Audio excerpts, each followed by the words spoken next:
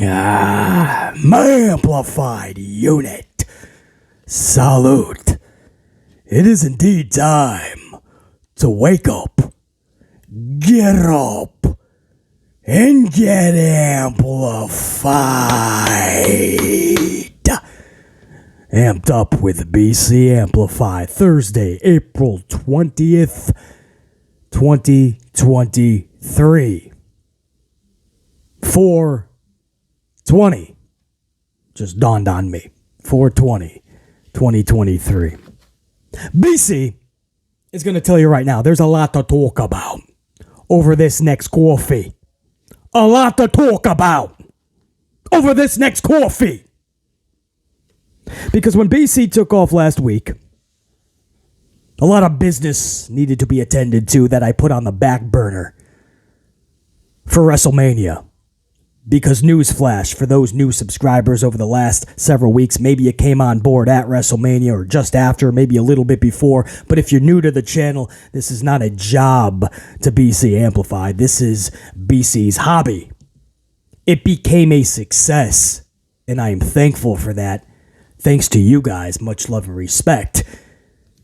But this never was intended to be, and it is not a job for BC. This is a hobby that has become a success.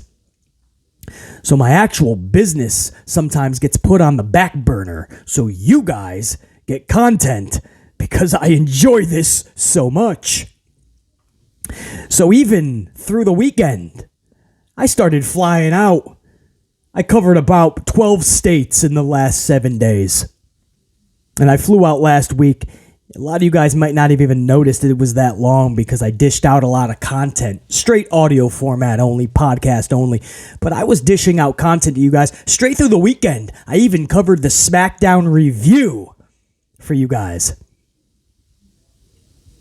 Monday Night Raw was the only show that I didn't cover in the last week. In fact, I didn't even see Monday Night Raw this week. That is the saddest thing, one of the saddest things that I could possibly say on a pro wrestling channel on this platform. That not only did I miss Monday Night Raw, but I had zero FOMO, zero fear of missing out. And after the show was done, I had no inkling. I had no desire to even see the results. I caught no highlights. I caught no clips on the tube machine. Nothing. Until about 16 hours later when I came across some stories about the show. How sad is that? If you would have told BC 15 years ago, 10 years ago, 5 years ago, a year ago that I was going to miss an entire Monday Night Raw and not need to see what happened minutes, seconds after the show if I couldn't catch it, I would have said you done fallen on your own piece a couple 2-3 times too many as a kid. You done banged your head a couple 2-3 times too many as a kid. But no. Missed the show, attended all the other business that I had neglected over the last several weeks, got that business accomplished, and when I got back to the hotel, took a deep breath, said, oh, Raw was tonight. I forgot, right? 2 a.m. I remembered Raw was on. Didn't even care to check the results. That is pathetically sad, and that should tell you the state of pro wrestling right now. It is still on life support. It had a little bit of a pulse going into WrestleMania, right?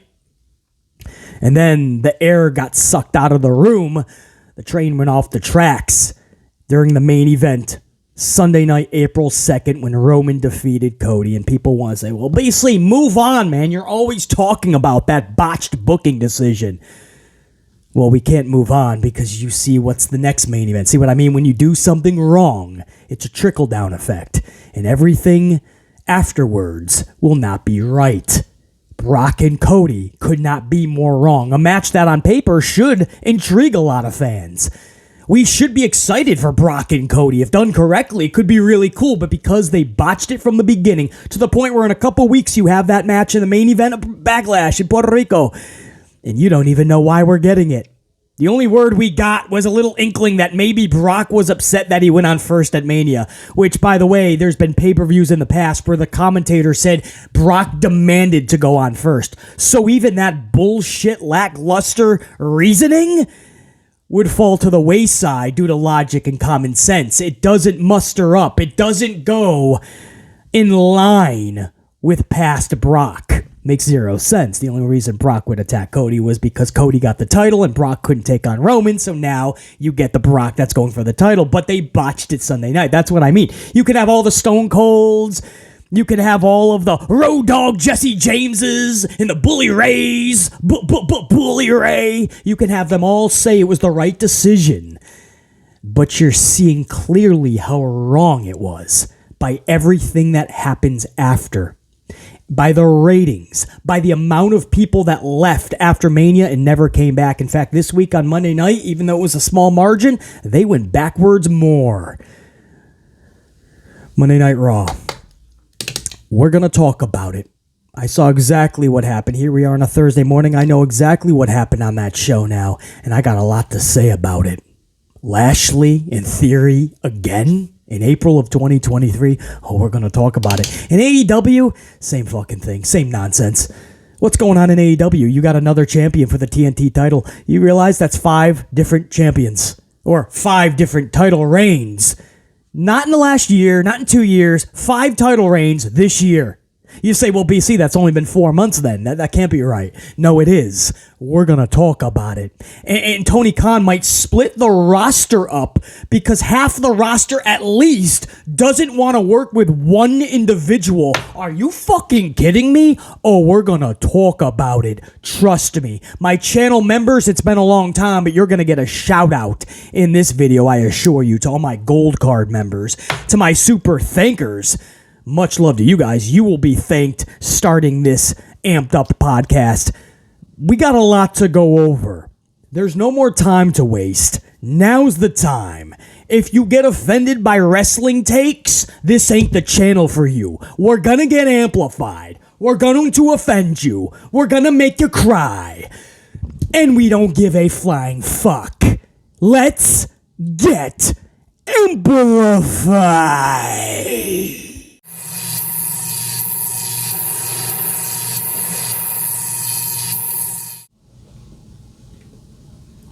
My amp unit. So first and foremost, man, I got to give a big shout out over it. And again, channel members, I'm giving all of you guys a shout out at the end of this podcast, man. Every single one of my channel members, man. I'm going to make sure that I give you guys a big shout out because it's been at least about a week since I've been able to do that. And that gold card status means a lot to BC, so I appreciate that. That's number 1. Number 2, to my super thanker, there was Neon Firefly is who it was. Neon Firefly with that 10 spot recently. I saw that super thanks, man. Down in the comments, you can choose to tip the content creator with a thanks. And Neon Firefly, man. I was actually, I know I always say this, but I actually was in a Starbucks line when that yellow highlighted comment popped up. They get highlighted. It's called a thanks, a super thanks. It's one of the buttons they put down below. You guys never have to do that, man. That's just tipping the content creator if you want. But Neon Firefly, I'm in line, and all of a sudden I see this 10 spot pop up from Neon Firefly. I was like, brother, Neon Firefly just says thanks. Well, Neon Firefly, thank you, man. I appreciate that big time. That always brings a smile to BC's face when I get those super thankses while I'm actually in a coffee line. I think that's always, that's just so cool. So, Neon Firefly, I appreciate the super thanks, man. Never needed, always appreciated. On top of that, I asked you guys something on Saturday while I was doing that podcast, audio formatted review of SmackDown. I started that in the cold open with asking you guys if you could only choose one show to watch for the rest of eternity, which means all other shows, they get axed out. You can never again watch another wrestling show other than the one you chose. That was the question. I made you guys think, right? Like what? Every other show, they disappear. You'll never be able to watch it again. So if you choose Raw, you'll never be able to watch SmackDown or Dynamite ever again, TNA, Impact. You guys chose SmackDown as the favorite. SmackDown got the most tallies. Dynamite, AEW was actually second, defeating Raw. More surprisingly, NXT defeated Monday Night Raw. Guys, Raw was in last place. SmackDown, Dynamite, NXT, and Monday Night Raw. That tells me everything I need to know. So I appreciate every single one of you. We were over 300 tallies, I know that, man. And it was hard to tally because a lot of you guys wrote paragraphs instead of just the one word that I needed. So I'm sure some tallies didn't even go through because I couldn't read everything. I was on business. But to those of you that played by the rules, I appreciate it. That tells me everything I need to know. I wanted to get a gauge from the microcosm of the greater spectrum of wrestling fans, and that is my amplified unit. You guys came through big time to see what you guys like show-wise, top to bottom. And that brings us into our first story. We're going to talk about the AEW CM Punk situation. Trust me, coming up in this podcast. And we're going to talk about the Wardlow situation and Powerhouse Hobbs, and how Tony Khan found a way to botch this even more. But we're going to start with Monday Night Raw, and there's no easy way to do it. We're going to offend everybody in this podcast because that's what we do all the time. We offend everybody. I'm away on business last week, and I'm pissing everybody off in the wrestling world because for WWE, I happened to put up the thumbnail and the headline, "Does this show suck?" Yeah, with a picture of LA Knight, right? It's a funny, catchy little thumbnail with the photo, and people were crying, "Oh, Beasley, you're harsh on the product, man. You're so negative. Relax. Just enjoy wrestling, Beasley." I'm trying to. Any show that you watch because you're intrigued by the characters, you're captivated by the stories, right? The situations, the segments, the storylines, they all make sense, right? And the questions are getting answered, but new questions are popping up. You need the answers to. Everything's flowing smoothly. It's why you love your shows, sitcoms, dramas, movies. It's why you love it, right? Everything's flowing properly, right? Well, with WWE, not so much. And SmackDown was a forgettable show. It was not memorable in the least. In fact, you'd never go back and watch anything on this past week's SmackDown. I'm just the only podcaster to call that shit out because I don't give a shit if we offend. That's what we do here anyway. Because we're going to drop fact bombs, truth bombs, left and right. It's what we do.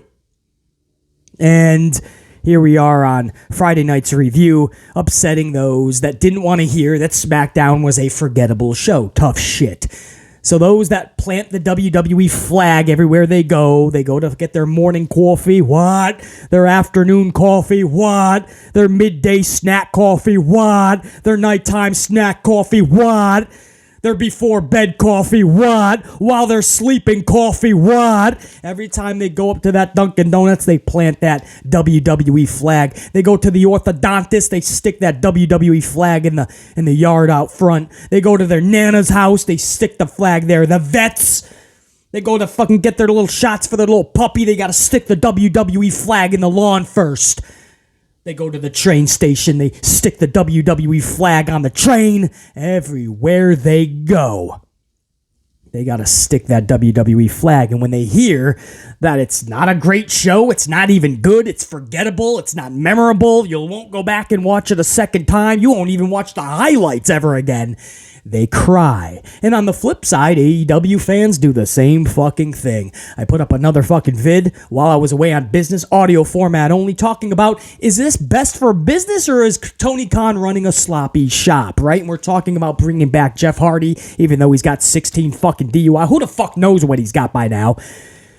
And people want to say, well, what about the Usos, Wesley? Do you keep that same energy with the Usos? Motherfucker, you can add Jimmy and Jay's arrest together and they don't equal Jeffrey Hardy. First of all, Jeffrey Hardy has a much bigger issue. Jeffrey Hardy is putting his car into fucking guardrails and flipping vehicles. Jeffrey Hardy is literally time after time after time driving without a license that is proper, a suspended license, while still intoxicated at 3 times the limit.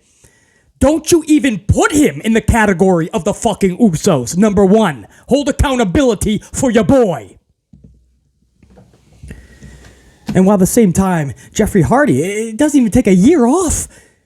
9 months, and that's only because the court case just wrapped up a couple weeks ago, finally. The guy's just coming off of fucking eye surgery. He's still got the bad fucking hip. Many people saying he's not cleared to actually wrestle, but he can tussle a little bit, so he's already running out there throwing chairs and fucking doing swanton dives. Tony Khan doesn't give a fuck. You have CM Punk telling you in a post that Tony Khan wanted him to wrestle while injured, not cleared. Even a squash. He was like, "Are you serious, bro? You're not gonna ring the bell while I'm injured." And he was about to take on somebody who's not even under contract at the time, Mox. Mox admitted that in a rebuttal to CM Punk's post. I wasn't even under contract, and I was showing up to do the job to this idiot, is what Mox says.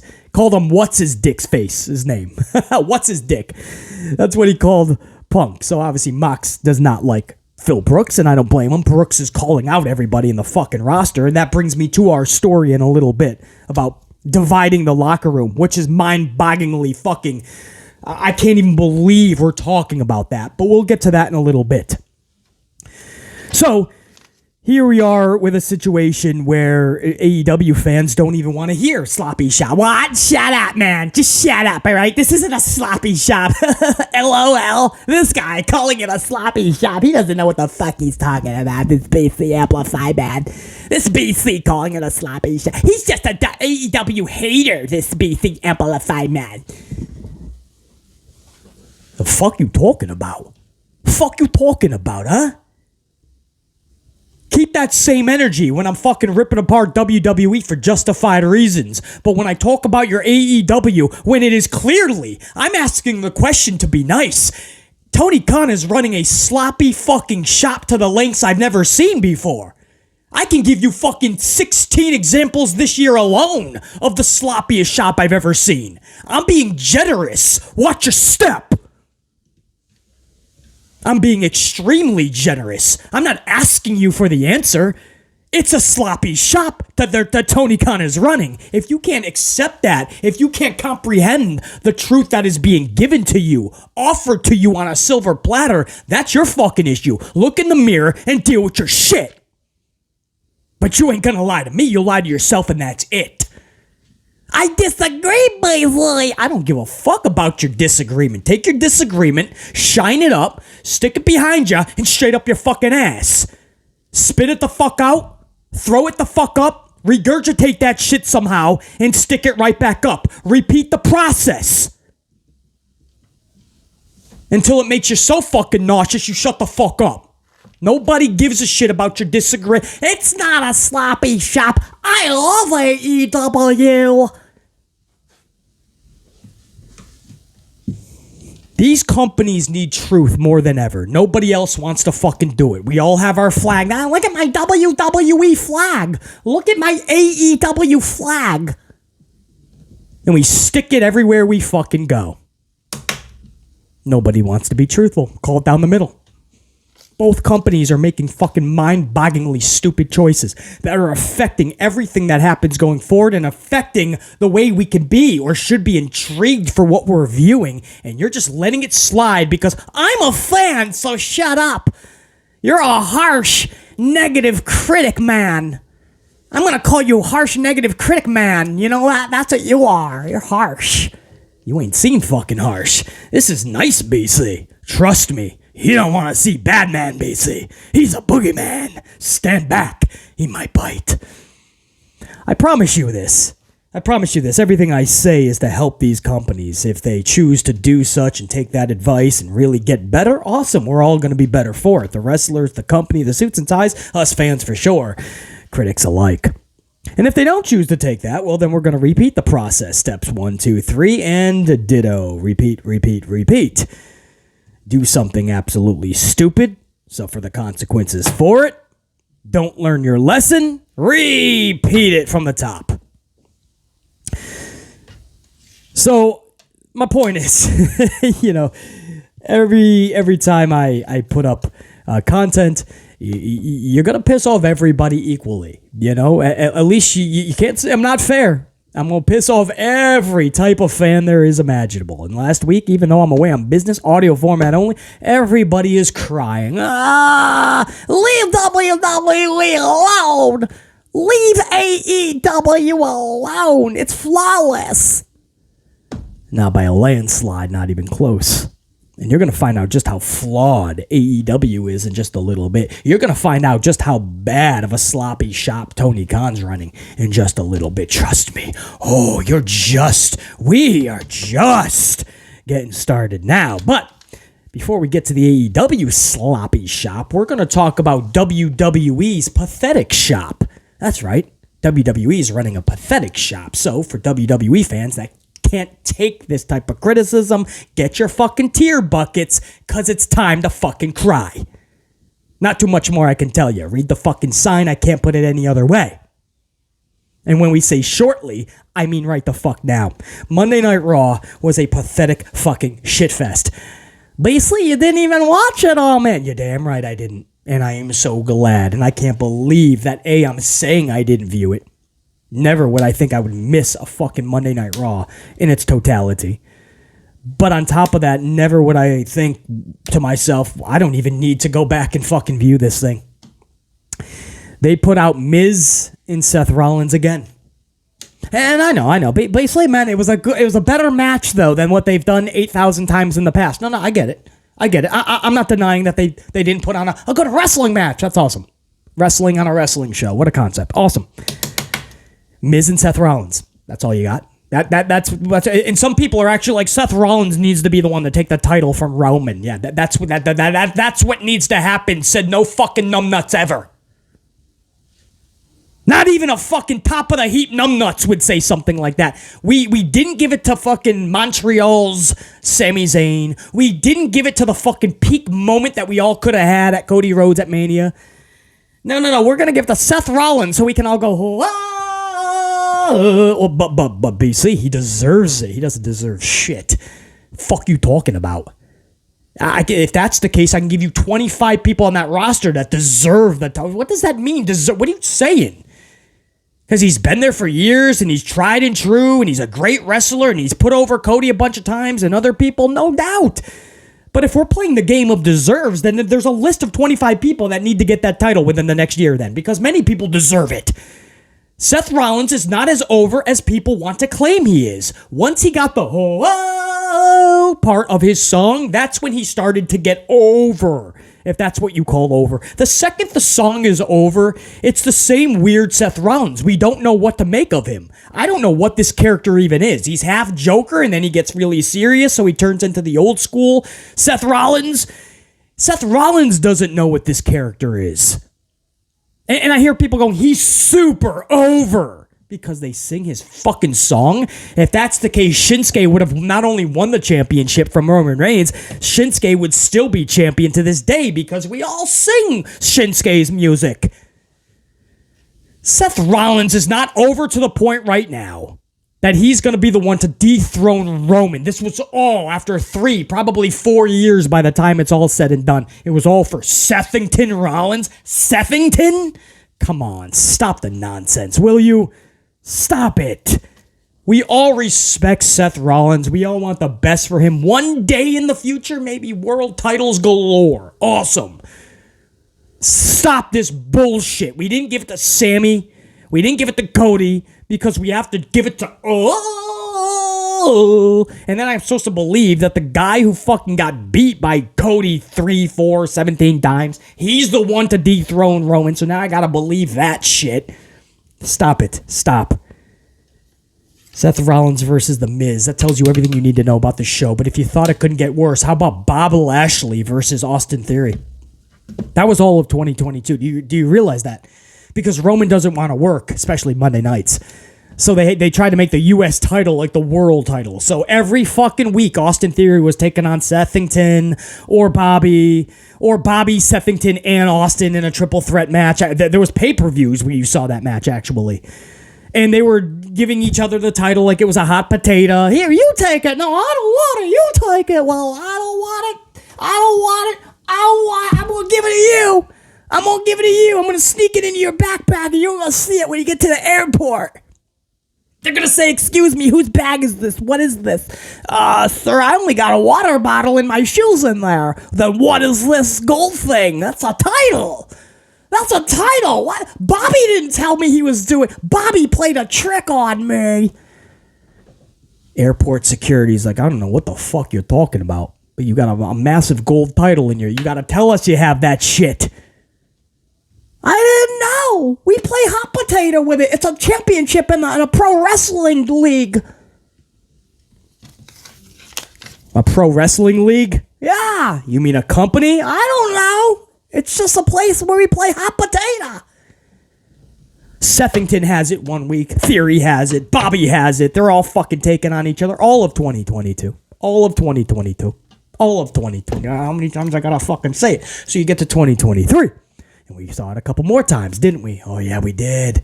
Saw it a couple more times with these three. Sethington and Theory. Rekindling their rivalry is what they call it. And then this past Monday, Bobby Lashley and Austin Theory. Again, Bronson Reed interferes. I like Bronson and Bobby. That's something that intrigues me. You know, I don't understand how they can just... I don't even know if they know how many times Theory and Lashley locked up last year. And they think that on a Monday night, in the middle of April, when fans just want to be entertained, they honestly just throw that out there. And they're like, we'll call it a rekindled rivalry. It was just a few months ago, man. That's the best you got for Bob Lashley? That's the best you're going to do for Austin Theory when the guy desperately needs people to actually boo him and not piped in fucking crowd noise? And you're going to give us Bob Lashley and Austin Theory for the 8,467th time within 6 months. Slight exaggeration, and I do mean slight. And speaking of piped-in crowd noise, how about my girl Trish? I love Trish Stratus. I don't mind the heel turn. I wish it was done better. I don't know what that little fucking... she, slapped Becky Lynch, and Becky Lynch was fucking selling an injury ever since. She got slapped over the phone. What the fuck? Vicious heel turn, they're calling it. Not really. She got slapped and then a couple of boots. I've seen bigger brawls at the local supermarket over the last fucking cutie oranges. You never seen when there's a couple oranges left and two old little ladies want that shit. They start fucking swatting at one another, bro. That was more devastating than Trish Stratus's heel turn on Becky Lynch. To the point where they actually had to pipe in fucking fake boos for Trish. Ain't nobody trying to boo her anyway. But when you're not doing it correctly, here we are. And speaking of not doing it correctly, well, fucking Cody and Brock Lesnar, right? That should be a match we're intrigued. That's Brock versus Cody. That sounds like it should be epic. You have to butcher this really badly for a lot of us, most of us, to say that this isn't captivating us one bit. But that's what they did. They botched it on Sunday night. So there's no reason for Sunday night, April 2nd, when Roman hoisted up that title, and everybody wants to say how great of a decision. Stone Cold, Bubba Ray Dudley, Road Dogg, oh, you didn't know? Jesse James. Everybody wants to come to the defense of Vincent Kennedy McMahon and Triple H and say that it was the right call for business. And how did that work out for you? Somebody ended up being right, but it was not Stone Cold. It was not Jesse James. It was not Bubba Ray or anybody else that came to the defense of Vincent Kennedy or 3H's. No, it was BC Amplified, my amplified unit, the majority of you guys. We were right from the beginning. On that Sunday night, we said that was the wrong call because you cannot give WWE the benefit of the doubt and trust that they're going to do what you think they should be doing correctly. And that's what a lot of you guys didn't realize. You thought, oh, this could be the right call. This could turn Cody into a megastar because he was going to get booed right after winning the title.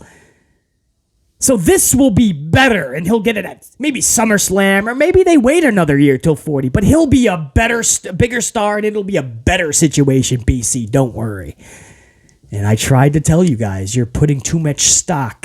You're putting too much trust into WWE. You're giving them the benefit of the doubt when they did not earn it and don't deserve it.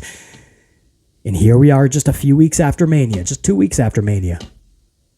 And BC was right. My amplified unit was right. Look at the main event for Puerto Rico's Backlash. Brock and Cody. No reason. None. Commentary only fucking alluded to the fact that it may be because Brock didn't want to go on first. He wanted to go on last. He wanted to be the main event. That makes zero sense. In the past, the same commentary team has told us that Brock demanded to go on first. We've seen this time after time. That's the narrative that Brock loves to fucking spew, or at least that's what commentary tells us. So, see what I'm saying? But BC's just going with what we've been told time after time. I'm just following the storyline. I'm following what they're spewing at us. And then when they get tripped up by their own bullshit, or they don't follow their own bullshit, or they forget their own bullshit, and BC calls it out, we're negative. Just sit back and enjoy it. No way. No way. If that happened in a movie that you're enjoying 45 minutes into it and nothing starts to make fucking sense, you're gonna start the process of turning that movie off. The remote's going to be in your hand. Your finger will move toward the fucking off switch. You're going to slightly start to push down on it, and eventually you're just going to click that shit, man. If your favorite television show after a few years just starts to get really bad, you're going to stop watching eventually. Or you're at least going to start bitching and moaning and complaining, ranting and raving about how your favorite show that was so good at one point absolutely sucks now. We saw it with The Walking Dead. A show that we loved for years. BC joined the Walking Dead Society long after most of you guys. You followed it from the jump. I caught it years and years later. But I loved it, man, right up to season 7-ish. And then something started to happen. It started to get really bad. Decisions started to get horrible, actually. And we as the Walking Dead fandom, started speaking out. It's what you would do if something we love gets really bad. It's not being harsh or too negative. We're being brutally honest to help the companies. So we were right with that decision, man. Nothing makes sense now. And Brock is attacking Cody. And there's this feud that stemmed from nothing. Nothing. The day after fucking Mania, Brock just turns on Cody, and to this day we don't have a reason, because the original reason was supposed to be Cody gets the fucking title. Brock could not wrestle Roman. We already know that was part of their last match. So Brock was waiting for the moment for a new champion, and he was going to strike. It makes perfect sense. And they called the audible because they did not want to give Cody that championship. And now Roman is sitting at home, not even going to be a part of Backlash. He's just fucking sipping martinis outside of his Tampa fucking home. And meanwhile, Cody has to put another fucking feud on his back to main event another pay-per-view with a guy that doesn't show up half the time. 90% of the time.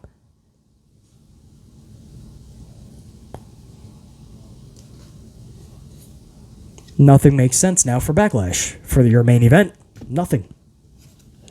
That's why the call on Sunday, April 2nd matters so much. It looms so large. That's why we make a big deal out of it still to this day, because the next main event and the next one after that, it will not coincide. It doesn't gel. And you just sit back and go, well, the story, there's more to tell, we've been told. H told us that there's more story to tell.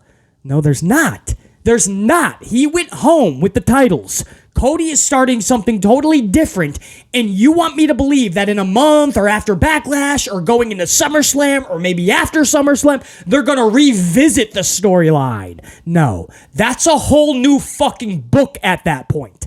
You can have the same characters, but it's a different book. It's the fucking Harry Potter series. I bring this up all the time. J.K. Rowling, the author, made 8 or 9 books, right? Same characters.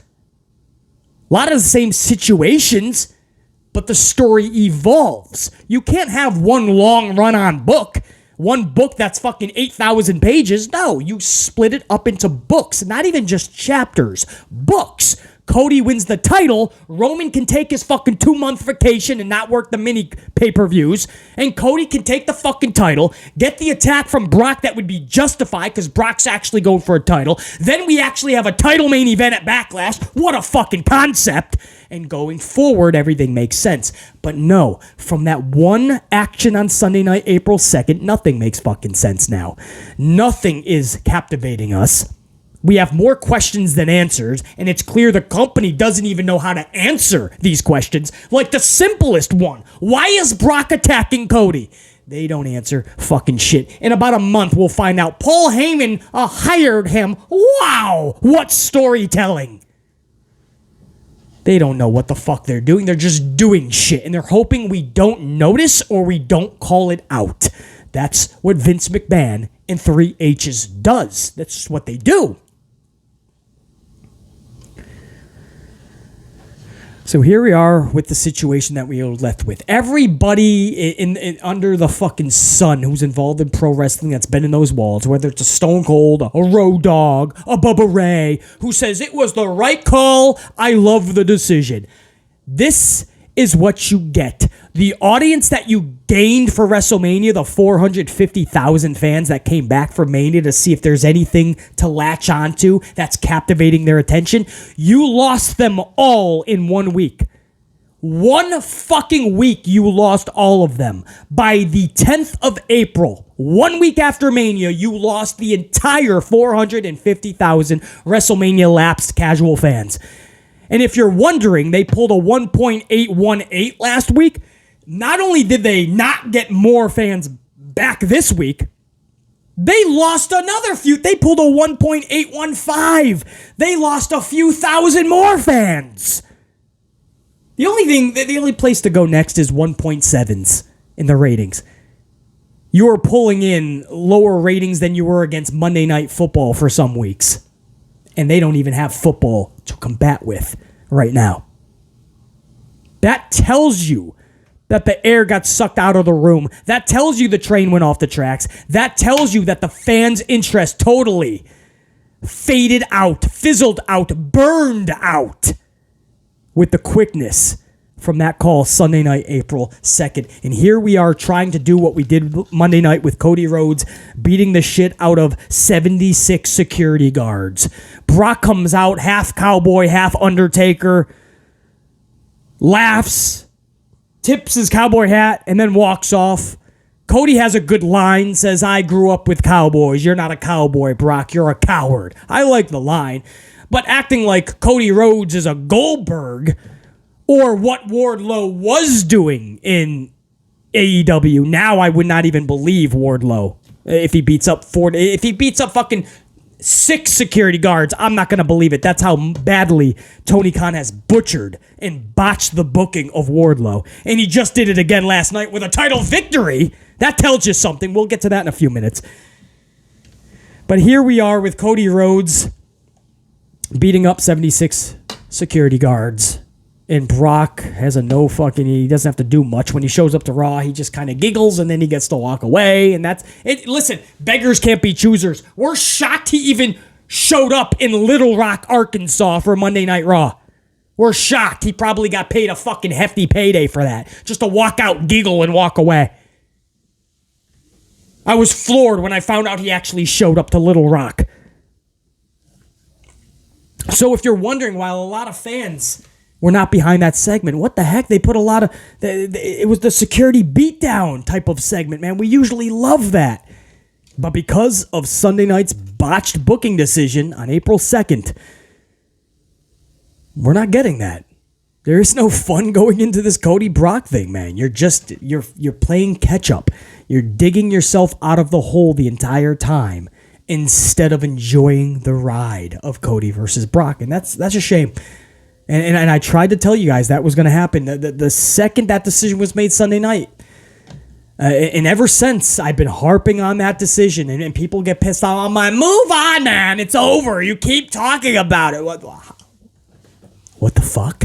Look what we're getting for the main event of Backlash that was set up by what happened on April 2nd. We can't just stop talking about it because you want to move on. It's going to be discussed because that is the literal basis for what we are viewing in the main event for the next pay-per-view. And we don't have any justification as to why because of what happened Sunday, April 2nd. Does this not comprehend to you? Are you not getting this logic?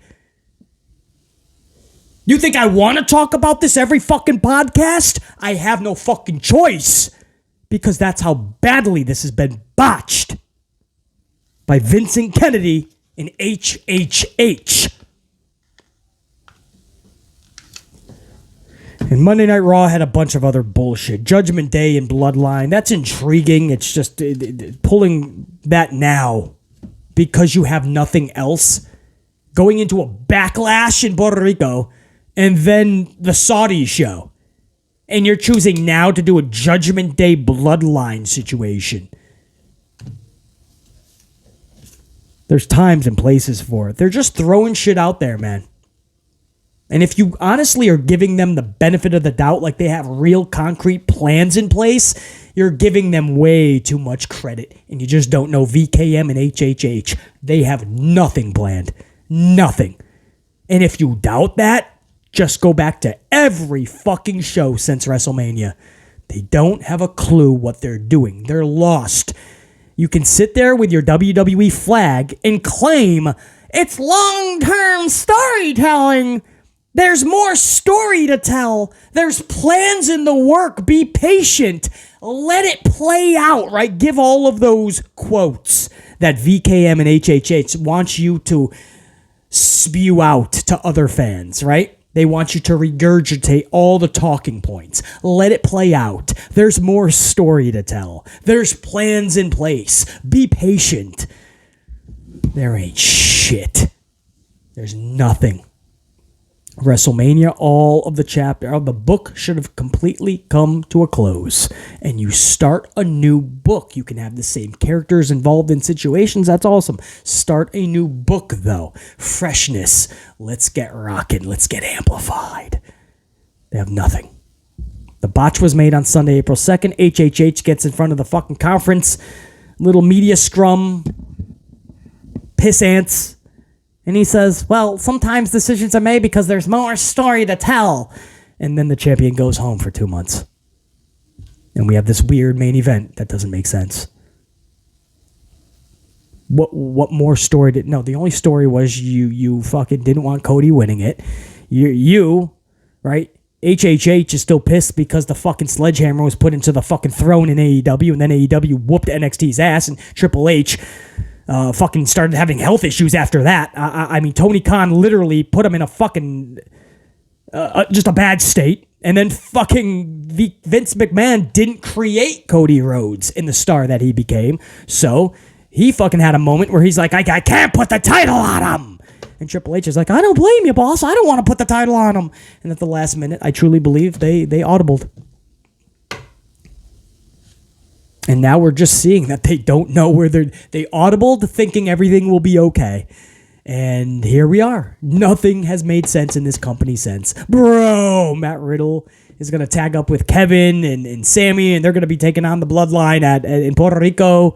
The same matches we've been seeing with Kevin and Sammy and the Usos and a solo. Now you're just throwing in Matt Riddle, and everybody's like, wow, what a six-man! All right, if that's truly what fucking floats your boat, bro. If you think I'm jumping on that fucking Scooter Express with Scooter McGee, not happening, man. Monday Night Raw, no. That show is just a pile of no. That's the best way I could fucking put it. So if you're wondering my thoughts on Monday Night Raw for this week, that is my thoughts on Monday Night Raw. These shows are still pathetic. They have no direction, and there's more questions that need to be answered in the fact that WWE doesn't even know the answers. It's not they're not telling us, or we have to be patient, or let it play out. The fact that WWE does not know where they're going with any of this should tell you everything you need to know. And if you're turning a blind eye to it, then do me a favor, turn a blind eye to this fucking channel too, because it ain't for you. You can't comprehend or grasp the truth that is being levied to you right now. And on the flip side, AEW. Oh, brother. AEW, where do you want to begin? Start with the CM Punk shit. So CM Punk, Phil Brooks is coming back because they're doing this big Wembley show, August 27th, I believe it is. Wembley Stadium. Trying to get that UK audience, and they think that Phil Brooks is going to pile in the asses to the seats. So here he comes, even though he has divided the locker, to say the least. Some people literally calling him a poison in the locker room. A dose of toxicity that they're still reeling from. They're still trying to get back to what the locker room was before Punk. That's what a lot of people are saying in that locker room. It's not just the elite. It's not just a nice dude like Hangman Page. It's not a guy like Mox that doesn't want the high school drama bullshit, as he calls it. It's a lot of that locker room. And, of course, you got the people like Dax who literally just hang on anything that Phil Brooks says or does. Dax will be there in his corner. Dax loves Phil Brooks. It's actually cringeworthy. But Dax cannot stop talking about Phillip Brooks. And a few others, right? They said, oh, Phil took us out to dinner, right? That's what Phil does. Everywhere he goes, we've noticed that, right? He did that in WWE. He has a pocket of people, his little circle, like Aaron Rodgers. And we all know how diva Aaron Rodgers is. And I love my Green Bay Packers. Much love to Rodgers. But he's the biggest diva in the NFL right now. One of the biggest I've ever seen. And I went through the Brett Favre era. I went through the Terrell Owens era. But a diva like Aaron Rodgers, and he does the same thing. They keep a close circle, and everybody else, they're just a douche to. They will not let in. They don't, they burn the bridges, and that's what Brooks did in WWE, and he did it again in AEW. So my point is, here we are now, and he's coming back. He's coming back. It's a lock, and not just Wembley, but there's a show coming on Saturday nights. It's going to be called AEW Collision from 8 p.m. Sunday nights to 10 p.m. is what we're hearing. 2 hours. Now they can't even make Rampage. They can't even sustain $500,000 on Rampage, right? Usually it's in the 400. Sometimes it gets to 500s, 600s from time to time, like recently. It'll dip to 300 because it's all over the place on its time slot, being bumped around by hockey or basketball, baseball, who the fuck knows, ballet, fucking dog show. And now here comes another show on top of their reality show, AEW All Access. I mean, is another show going to help AEW at this point or hurt it? And I'm just talking numbers. When you look at the basis of the show, what we are hearing is that they're going to split the roster because CM Punk, Phil Brooks, is going to be the centerpiece of the show. He's going to be like the star because, it's AEW and we're going to focus on all the young talent that was not showcased in WWE, right? That's what AEW, it's going to be the alternative. So, of course, one of our big shows is going to be CM Punk centric because that's the alternative. I don't know. This is what we were told. So Phil Brooks is going to be the centerpiece. Now, we already know. This is a fact. It's not fucking right. There's still going to be people that are like, oh, we don't know what's going on. We don't know the truth. Yes, we do. We know that more than half the locker room does not like CM Punk. We know that a lot of the females have come out and said that. The female locker room can't even stand this guy. I mean, I don't understand what part of it, why you cry over everything that's negative about AEW, man. If you love AEW, you wanted to see it improve, you have to talk about the facts. Not everything is a bed of roses. They're not running a sloppy shop. The AEW's not bad at all. They're fucking flawless. I don't know what you're seeing. Shut up, man. Seriously, shut the fuck up. It's so fucking nauseating. Fucking weirdos, man. It's absolutely a sloppy shop. The Jeff Hardy thing alone is a sloppy shop. CM Punk saying that Tony wanted him to wrestle. I don't care if it's a squash or not, and Punk didn't care either. The bell's gonna ring and I'm injured? Fuck you, he told Tony Khan. Scoffed at it is his words. The fact that Punk was gonna wrestle injured, I don't care if he just takes a move or two moves, against a guy who was not even under contract at the time, Mox. Mox admitted that. You can't get sloppier than this. And here's Phil Brooks going to be the star of this new show. And you have a lot of that locker room that doesn't want to work with him, so they're going to have to split the rosters up. I can't even fathom this. If this was WWE, we would be ripping this idea, this notion apart at the seams. The entire community would be absolutely ravaging this motherfucking story. They're actually splitting the roster because of one person, because that many people don't want to work with him. But because it's not WWE, because it's AEW, and we don't want to piss off the AEW fans, nobody wants to talk about it vividly. We discuss it a little bit. We go, oh, well, you know, I mean, this could work. It could be better. Not on this fucking channel. Are you fucking kidding me? We are splitting up a roster, possibly, right? It's not guaranteed yet. This is the latest word we're hearing. We're going to split the roster up for one fucking guy that is as athletic as a fucking chihuahua, who is injury prone to the highest degree at his advanced fucking age. He just gets older like the rest of us. None of us are getting younger. And you think he's just going to have fucking, what is Meltzer supposed to throw him 7-8 stars a match as he gets older with more injuries piling on? He's already told you after 1 year in the company at the Brawl Out media scrum that he's older, miserable, pissed off, not happy. And then he challenged everyone in the locker room to a fight, basically. And then everybody was amazed that people actually went to the fucking locker room of CM Punk. You said you wanted to brawl all of us. I don't understand. What? So you're going to build a show around one fucking dude that so many people don't want to work with. How is that a way to run business? How is that for morale backstage? And instead of calling us out, you know what I saw recently? A big story. I saw a story that said morale in WWE reportedly down as Vince McMahon back at the helm. That was one of the headlines. Like, they're talking about basically the morale in WWE being lower. You have over half the locker room that doesn't want to work with one dude, and that one dude is coming back. A dude that never really moved the needle anyway. I went over all the numbers with you guys. Ratings-wise, he debuted at a 1,129, and his average was around 950 to 975 when he was on a Dynamite. Do you know what that equates to, guys? They were pulling 950 and 975s when he was gone. That was their average.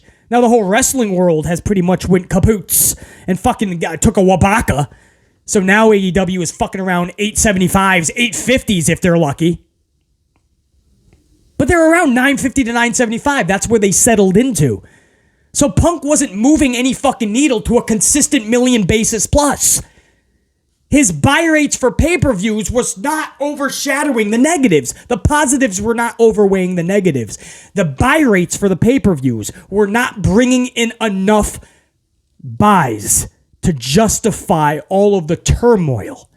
He was never moving the needle like Tony Khan was hoping to. That's why people bash Eric Bischoff when he said it was a big fail. The CM Punk experiment failed. And people got pissed off. But guys, the truth is, it was a massive failure for what they paid Punk. For right now, what CM Punk is still being paid by Tony Khan, it was a massive, mind-boggling failure. To see what Punk brought in for results and what he's getting paid and the turmoil that he brought with him, what he did to the locker room, fracturing them to the point where they're still trying to mend the brokenness. The negatives far outweighed the positives. And this dude's making bank. And now he's going to come back and he's going to be the star of a new show.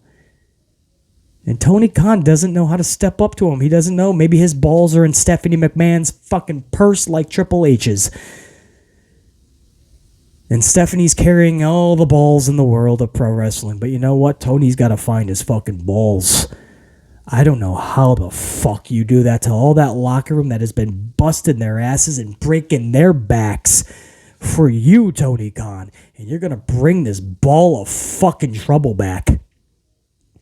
And that makes people cry. You know, it's funny. When this all happened, even the diehard CM Punk fans, they were like, oh man, this is it. That's the last straw. I can't even condone this. And we were all in agreement, right?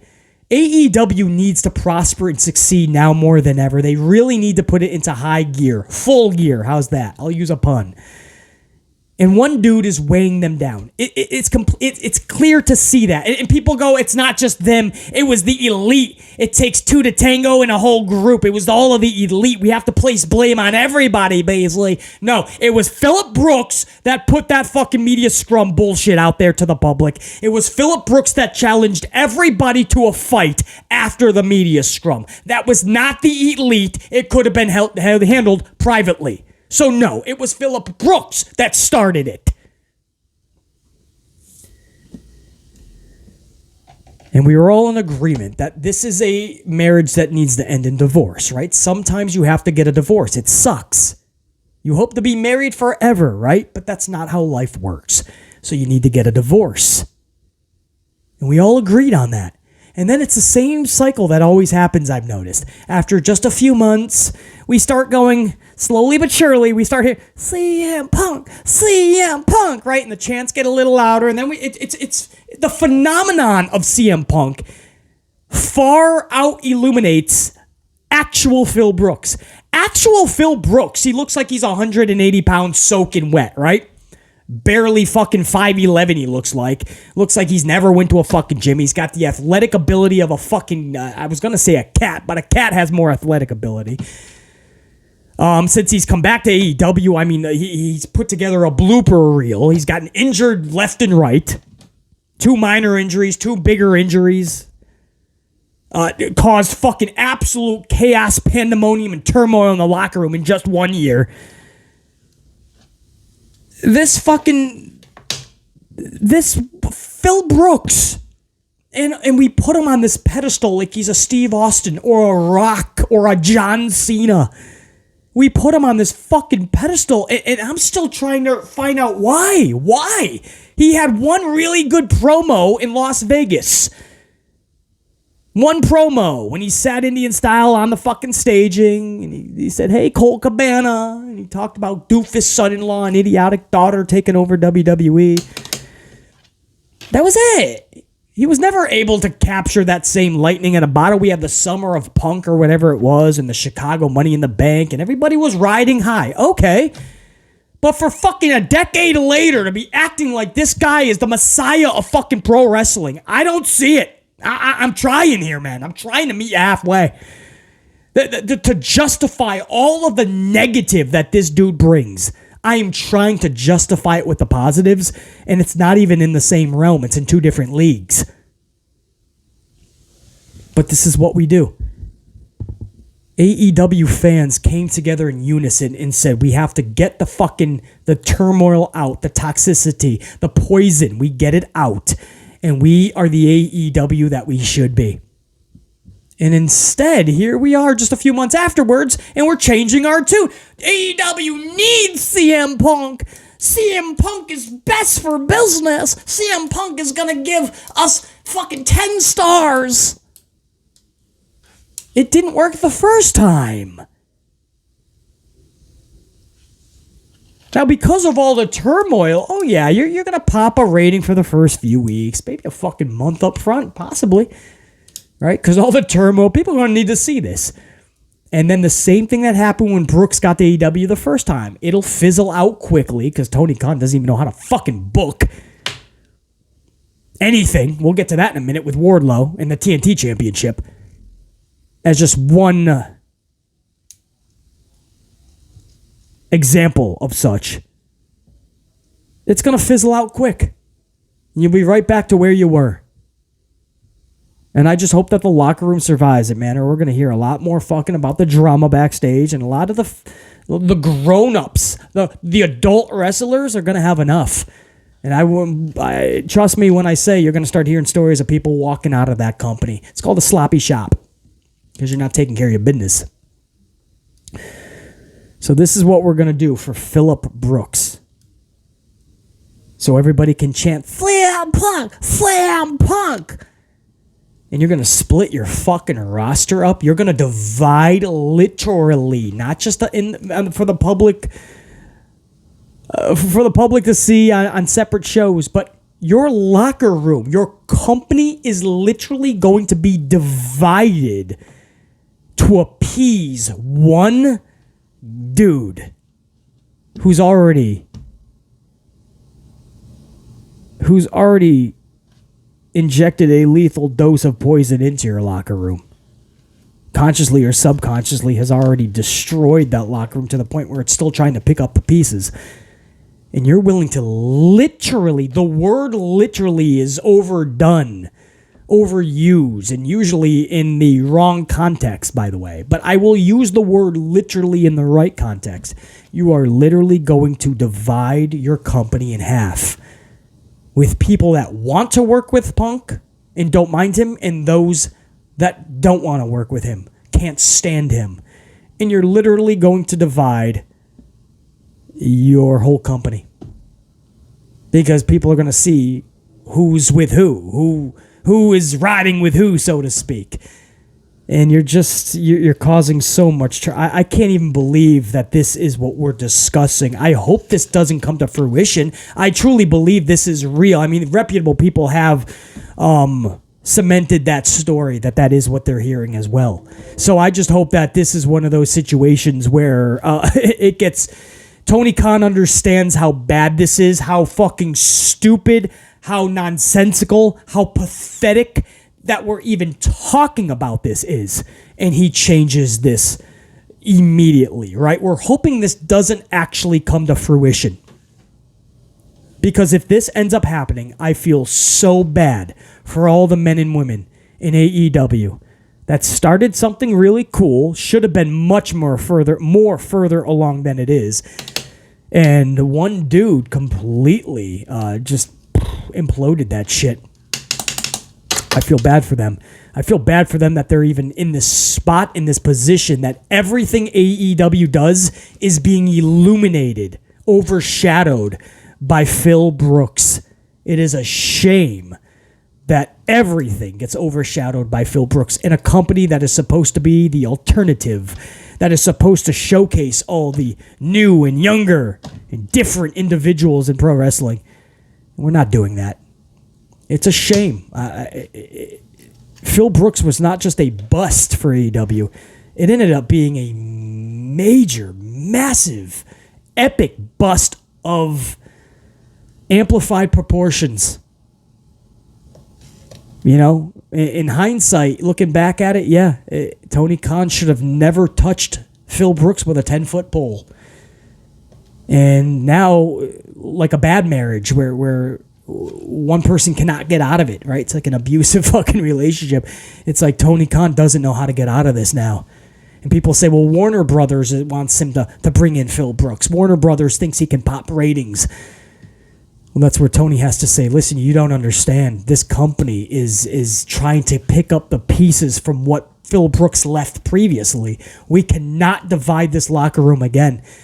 Warner Brothers needs to know that to have a fucking show going for it, to have your Collision on Saturday nights or Rampage on Friday or Dynamite on Wednesday, to have any of that, to have your little all access, we cannot divide the locker room like we are, like you're asking us to do. This is where Tony Khan has to find his balls, attach them immediately, and utilize those bitches, because this is so fucking pathetic.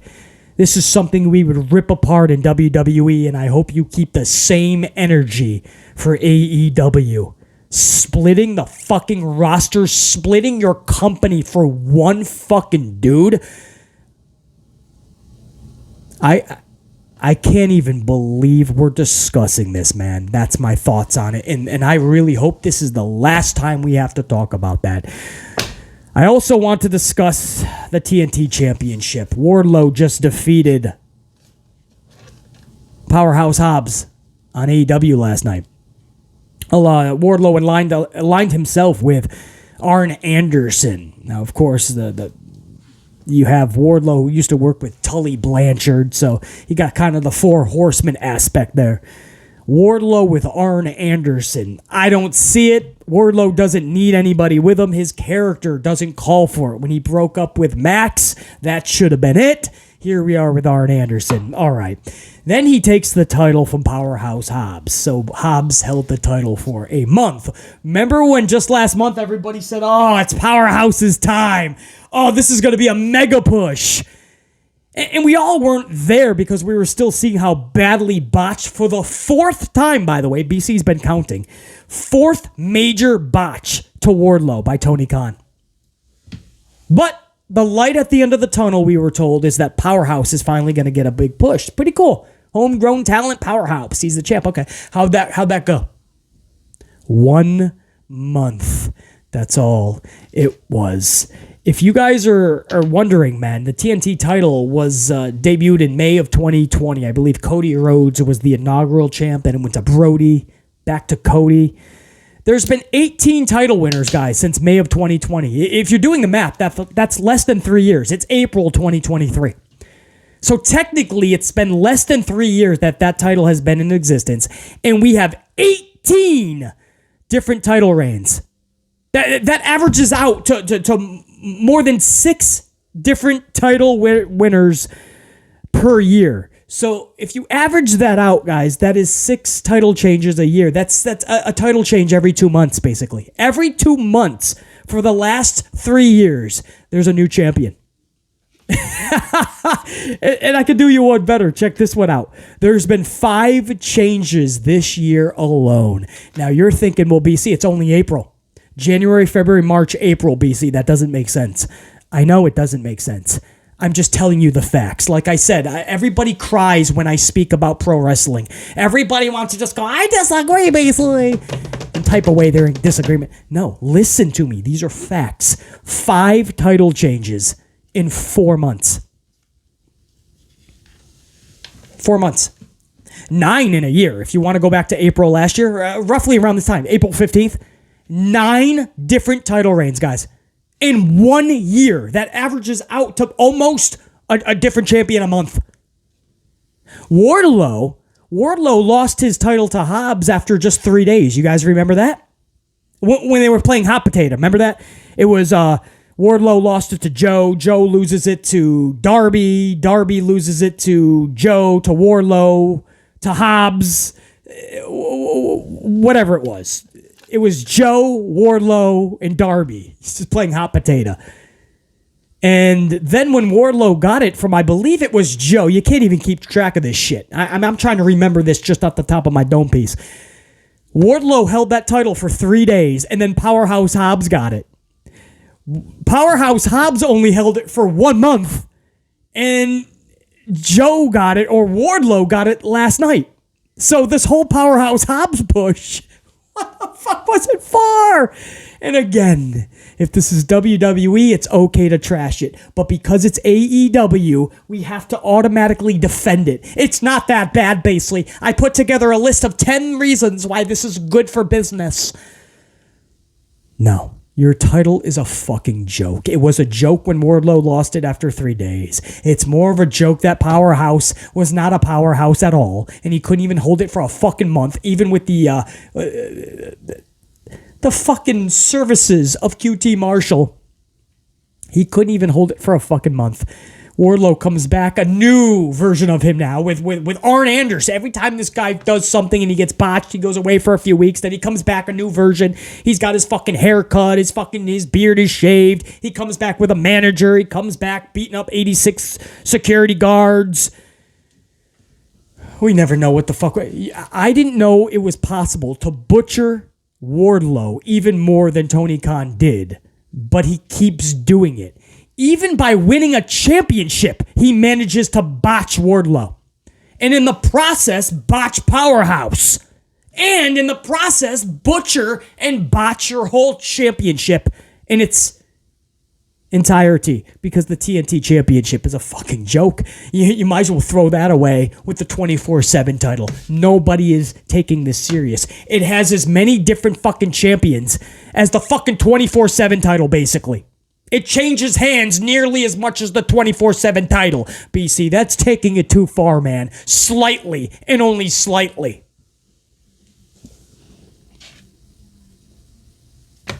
Wardlow loses it to Powerhouse in 3 days, and then Powerhouse loses it to Wardlow after 1 month. Well, then why play hot potato? This tells me, and we say this all the time in WWE, we say it for VKM, we say it for HHH, they never have a plan. They just throw shit at the wall last minute. They hope we don't notice or we don't ask questions. Tony Khan is doing the same thing. We're seeing that. We've been seeing it with that fucking title. He doesn't know what to do with the TNT title, and he doesn't give a fuck.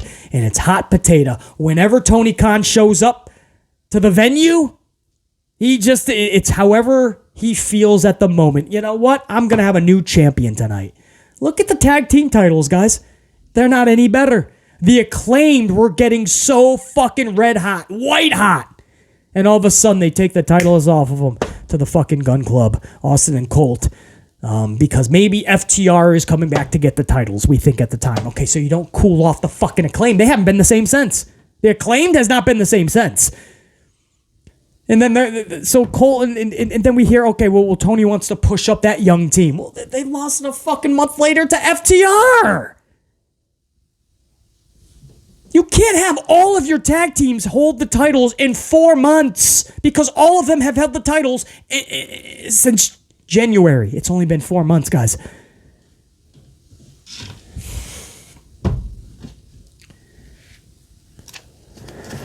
I could not believe what I heard and then had to go back and witness because thankfully I did not catch that live. I could not believe they took the title off of Powerhouse. And you're going to go, well, that's what everybody wanted to begin with. They said it was a botch that Wardlow lost it. Okay, so think of a creative way to get it back at the right time by not hurting Powerhouse. Basically, Powerhouse is saved, man. The way that it was done saved Powerhouse. The guy is named Powerhouse Hobbs. He held the title for a fucking month. A mid-card title. He couldn't even hold it for more than a month. Wardlow, you can't even take the guy seriously anymore. How do you butcher these brutes? Somehow Tony Khan has found a way to do it. It's pathetic, but in a way, it's astounding. It's actually astounding that he can keep topping himself with the damage that he does to Wardlow, Powerhouse, and so many others. I think that's where I'm going to leave it here, man. It's well over an hour. The first podcast back in this type of format. It's been good to be back with you guys, man. I'm going to give a shout out to my channel members, if you don't mind, to end this podcast. But I want to thank all you guys, man, especially all you guys that and there were thousands of you guys over the last several podcasts that was straight audio format only, and most of you guys listened to minute 1 all the way to the final minute. A lot of those were over an hour long like this, but audio only, and you guys still listen to every word, showed that love, smashed that up, and supported the channel in BC. So thank you guys so much, man, for hanging in there this week. I had a lot of business to conduct. And we are back onto a for the most part, normaler schedule. So, big thanks to all you guys. There might be a vid later today, maybe even a live stream, who knows. But there's a lot of content still coming up to end the week strong. So be on the lookout. Obviously, stay subbed and notified. That's pretty obvious. I don't got to tell you guys that. And on the way out to my channel members, my gold card unit, man. Wow. It's been a week. I love doing this. This is what we do for the New York Yankees. When you go to a Yankee game in New York, you roll call, you shout out every player's name that's on the field. So to all of my amplified unit, man, my gold cards, I call them. Everyone that has went out and earned their card. JR9 Gaming. Brother. Much love and respect. Carlos Ray. Jack Brewer. Godswilla. Jacqueline Robinson. Sir Charles. Sadiqa Flowers. Anthony Bowley. Ray Foreman. Kim T. Dante Jaron 23. A. Merrick. James Miller. Eric Leno. D. Carre, Sae Parker, PB Silly Pride, Sam Byers, Ash Steggles, DJ is a Prodigy, Alicia Vukovic, Batty Banks, Trina Scott,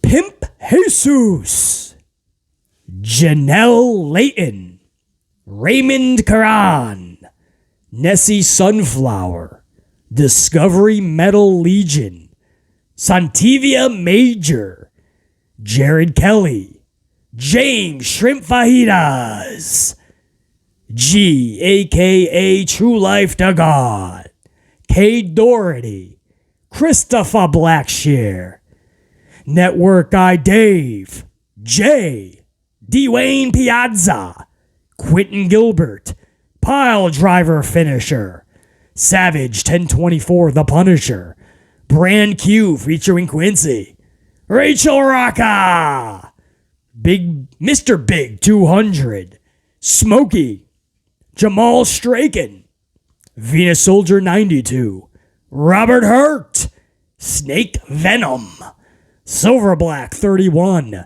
Jimmy Fingers 19, Sterling Range, Ozzy Edwards, Taryn Dawn, Jane Donnelly, Buggy, Ray Hunt, Kevin Johnston Sabres News Consolidated, The Up Channel, Colin, Blitz 2K5, Dave Millay, A Flock of Morons, Angel Alega, Renee G, Big Nang, Jason Martinez, Richard Rodriguez, Kevin MD, DeMonte Ty Drew, Richard Wade, Neon Firefly, Thurston Pachalek, John Gray, Cosmic Fool, Ryan Matina, Nah, I'm Good, Brian Robinson, DC Lanier, Ash Sims, AWS Promotions, Soldierman 1984, Muhammad Isa, Sean, Freestylers Inc. Podcast, Deontay Thomas, Patrick Charles, Sheriff Rivers, Ramon Brown, Spicy Mama McCaleb, WWE AEW Marvel fan, Notorious Nikki Smith, Nick Clark, Chris aka King Wolf, Kawow, Nathan Savay, Swift 718, Tacos for Tonight, Cruz Madrid, Caitlin Lee Hagar, Red Jester 88, Go Jackets, TJ Baines, APW, Carlton Bartley, Chaos CAK, The Script Keeper, Psycho on Crack, Mike Coldren, Profound Mogul, Rage Hall, Bad Big Dog 95, D-Block 85, Maximus Sage, Titan Poetic Chef, Jimmy J 145, Josiah Cooper, Ron C 23, Eric Newton, D Stands Alone, Crimson, Daniel Benson, Clutch City Fan. That is an up-to-date list, the Tube updates that every single hour, guys, for new Gold Card channel members, anybody that had to cancel, unfortunately, to every single membership. The Tube updates it every hour, which is pretty cool. So anybody that has to leave the membership program, they have to get DOS boot, and they get DOS booted immediately. Their name does not stay on that list more than an hour after they're out. So I appreciate the Tube for doing that. That is an up-to-date list of all of my gold card members, all of my channel members. I cannot thank you guys enough, man, for showing that extra level of support to the channel, especially on weeks like this where I'm taking care of a lot of business and still trying to pump out content to you guys. You guys are the best. There might be more content later today, honestly, guys. There's a few things I want to talk about, and maybe we can even do that live, or at least fit in a live stream this week before the week ends. So, with that said, top guy, I'm out. BC saying check you, think, be, live, amped, always. Check you later.